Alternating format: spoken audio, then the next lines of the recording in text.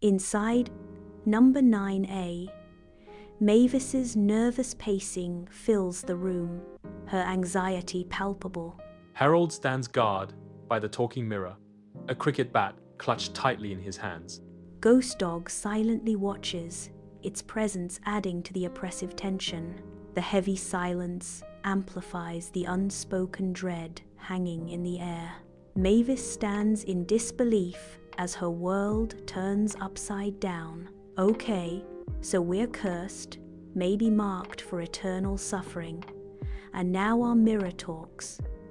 Mavis begins, her voice dripping with sarcasm. The weight of their grim fate presses down on her. Great. She throws her hands up in exasperation, her frustration boiling over. What's next? Bleeding wallpaper? Mavis asks, her voice laced with dark humor. In the eerie silence of an unknown place, Harold's eyes dart around, his grip tightening on the cricket bat. Sweat glistens on his brow as the weight of unspoken dread settles heavily around him.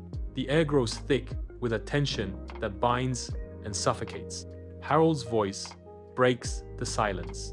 3 betrayals, 3 shall fall. His mind races, a desperate question echoing in the stillness. But who's the third? You? Me? Paranoia grips him as he whispers, "Ghost Dog?" An unseen wind rushes through the room, disturbing the stillness. The mirror cracks, spiderwebs of fractures spreading across its surface. A chilling voice echoes from the fractured mirror. You forgot me. The cracks deepen, as if the mirror itself is speaking. The voice filled with sorrow. Mavis stands before a mirror, a subtle curiosity flickering in her eyes. A moment of quiet reflection shifts into dawning alarm as the mirror speaks, her voice rising with urgency. Mavis calls out, "Harold, Harold." The ominous echo of the mirror's words hangs heavy in the air. That mirror just said, "We forgot it." Her initial alarm escalates into disbelief and frustration. She exclaims in disbelief, "What the actual?" Harold shrinks behind the sofa, a fortress of floral fabric against unseen terrors. Sunlight paints the room, mocking his fear with gentle warmth. "Nope, no way," Harold declares, his voice a trembling defiance. "We are not opening the door again. Last time it was a fruitcake. Before that, the Latin spell. This time it's probably the Grim Reaper in Crocs." Mavis stands paralyzed, her gaze flickering nervously towards the ancient wooden door. The air grows heavy with tension as Mavis whispers, "We can't ignore it." That knock came after the whisper. Something's here. Driven by a mix of fear and resolve, Mavis cautiously approaches the ominous door. Each creak of the floorboards echoes loudly as Mavis closes in on the mysterious portal. Mavis opens the door, revealing MRS Danvers. MRS. Danvers stands calmly, holding a mirror. MRS. Danvers speaks. "I brought this back. It's been in the attic since Evelina's time." She continues, "Thought it might belong with its twin." Mavis looks at MRS Danvers, considering her words. Deep in the unknown, Ghost Dog's growl reverberates, a primal warning against unseen threats. Mirrors shimmer, their surfaces distorting as unseen hands twist reality. The mirrors align, their reflections converging to conjure a spectral vision. Mavis emerges from the mirrored depths, her form wavering, her movements chillingly unnatural. Shadows stretch and dance in the dimly lit room, the air heavy with unspoken anticipation. Mavis stands tall at the head of the long table, her commanding presence filling the space. Her gaze sweeps over the assembled figures, each face etched with a mixture of apprehension and curiosity. The silence is broken as Mavis speaks, her voice resonating with authority. Finally, you brought us all together. The assembled figures remain still, their eyes fixed on Mavis, awaiting her next words.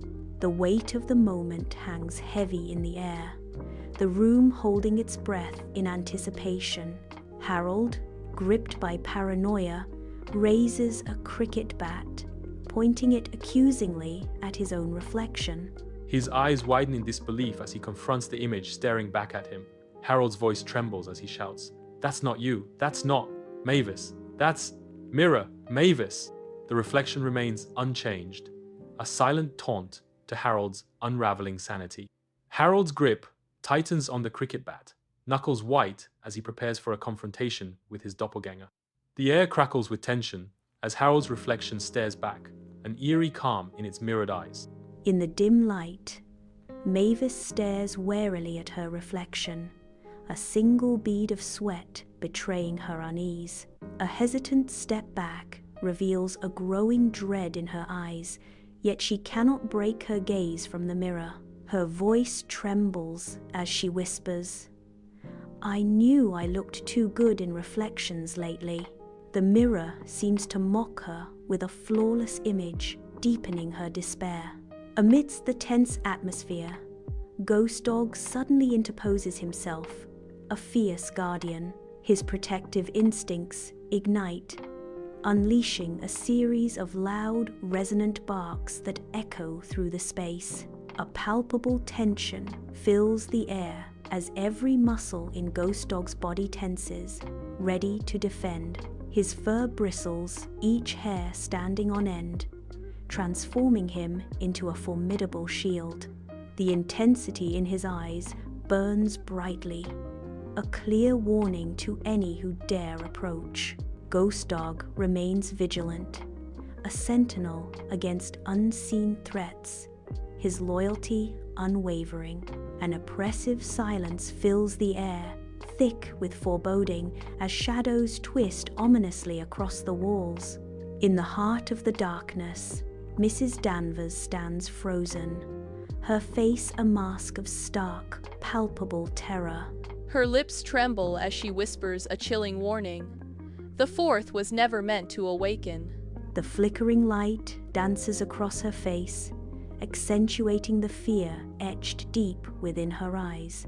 The shadows seem to deepen, responding to her words as the room holds its breath in anticipation.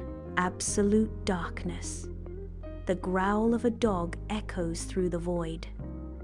A raspy voice cuts through the darkness, a chilling warning. One must leave before the fourth decides. The growling intensifies, the sound closer now. Darkness persists, the unseen threat looming. Silence descends, heavier and more ominous than before. Mirrors line the room, their surfaces humming with an ominous energy. Distorted images ripple across the glass, each reflection a twisted mockery of reality. A palpable sense of dread hangs heavy in the air, suffocating and inescapable. The narration whispers, "Everything goes black.